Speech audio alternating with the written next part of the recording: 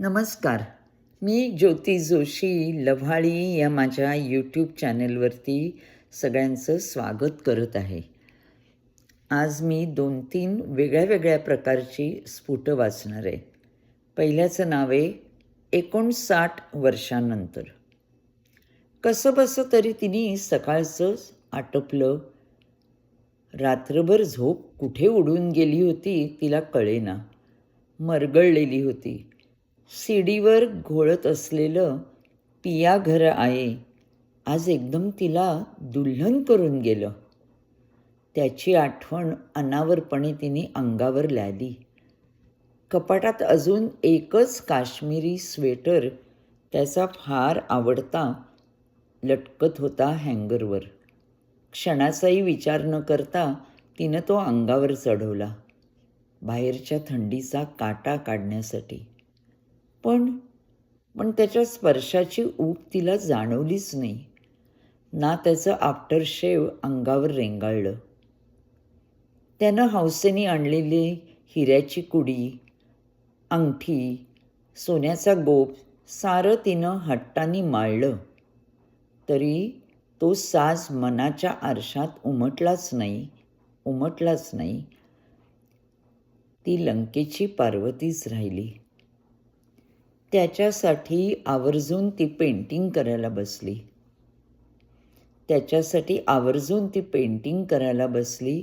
सगळी जय्यत तयारी. रंगांचा फाफट पसारा मांडला आणि लक्षात आलं की पाणीच आणायला विसरली. ब्रश कोरडे ताटकळत होते. डोळ्यातलं पाणी लगेच सरसावलं नि रंग विरून गेले. पेंटिंग उमललंच नाही. आज काही सुचत नाही मनानं कबुली दिली. तो तिला मागे टाकून केव्हाच पसार झाला होता. किती वर्ष झाली त्याला आता? किती दिवस असं हे होणार? देवीच्या पाया पडायला जात असत नेहमी आजच्या खास दिवसाला. म्हणून ती एकटीच देवळात गेली. पण तिथेही तेच, देवीचा गाभाराच बंद. आज काही लक्षण ठीक नाही. मनानं परत कुरबुर केली.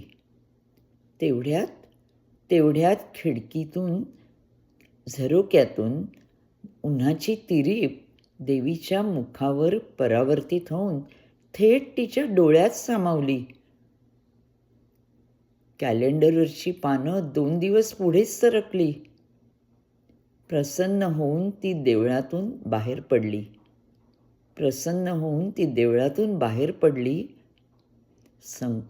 संक्रमण ते हेच, तो तिच्या कानात पुटपुटला.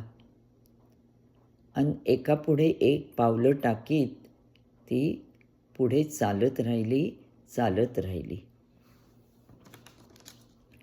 आता जे दुसरं आहे ते परवा मी लिहिलेलं आहे त्याचं नाव आहे पदच्युत. काही दिवसापूर्वीच तिचं राणीपद सगळीकडे सत्ता गाजवीत होतं.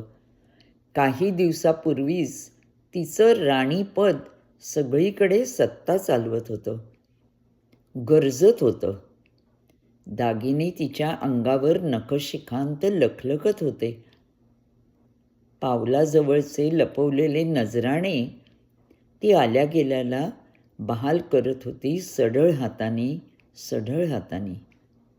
एकाएकी काय झालं? सिंहासन ढळलं. गावाबाहेरच्या उकिरड्यावर तिला आज भिरकावून देण्यात आलं. नाही, हद्दपारच केलं. मी फिरायला जात होते तेव्हा तिथे एका कचऱ्याच्या ढिगाऱ्याशी ती केविलवाणी होऊन शुष्क पडलेली मला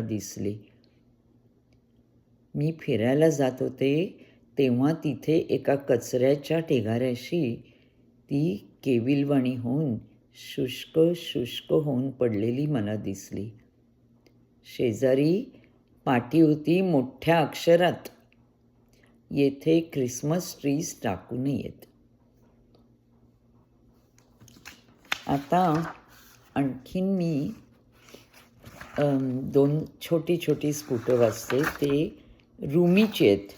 रुमीचं नाव हे आता सगळ्यांना घरोघरी माहिती झालं आहे. पण जेव्हा प्रथम माझ्या वाचनात रुमी आला, जवळजवळ 40 वर्षापूर्वीची गोष्ट आहे ही. तेव्हा रुमीचं नाव कोणाला माहिती नव्हतं, मला तर नव्हतंच. तर त्याचं ते सगळी त्याच्या कविता वाचताना मी अशी एकदम भान माझं हरपलं होतं. मग मी पुढे त्या मराठीमध्ये भाषांतर करायचा प्रयत्न केला, अनुवाद. पण तो रुमी, तेव्हा त्याचं भाषांतर करायचं, अनुवाद करायचा हे फार कठीण आहे. तरी देखील हा एक प्रयत्न. गड्यानो, तुमच्या गळ्यातून येणारा तो हुंकार, गड्यानो, तुमच्या गळ्यातून येणारा तो हुंकार फक्त भक्तीच्या सप्तस्वरात मऊ भिजलेला हवा. इतका भिजलेला की त्याच्या वजनानं त्याची दणदणीत आरोळी बनली पाहिजे. तरच ती आरोळी गगनभेद करून त्या विश्वसम्राटाला तुमच्या दाराशी ओढत आणेल, तुमच्या दाराशी ओढत आणेल. आणखीन वाचते. ते आहे अर्धा भरलेला प्याला. कैसा फसाया, कैसा फसाया, मी एका बेसावत क्षणी पाहिलं, मी एका बेसावत क्षणी पाहिलं. दुःखानं अश्रूचा प्याला ओठाला लावला आणि रिकामा केला. नाकारतच दुःखाच्या तोंडून कबुली जबाब बाहेर आला. अरे, हे तर बेट्या बंधूर लागतंय. दुःख हताश झालं. म्हणालं, माझा तर सगळा कारभारच बुडवलास तू. आता मी कसा व्यापार करू या भांडवलाचा, आता मी कसा व्यापार करू या भांडवलाचा. जगाला तर केव्हाच कळून चुकलंय. माझ्या नाण्याच्या 2 बाजू, माझ्या नाण्याच्या 2 बाजू, सुख आणि दुःख. नमस्कार. परत लवकरच भेटू. संक्रांतीच्या शुभेच्छा तुम्हाला सगळ्यांना.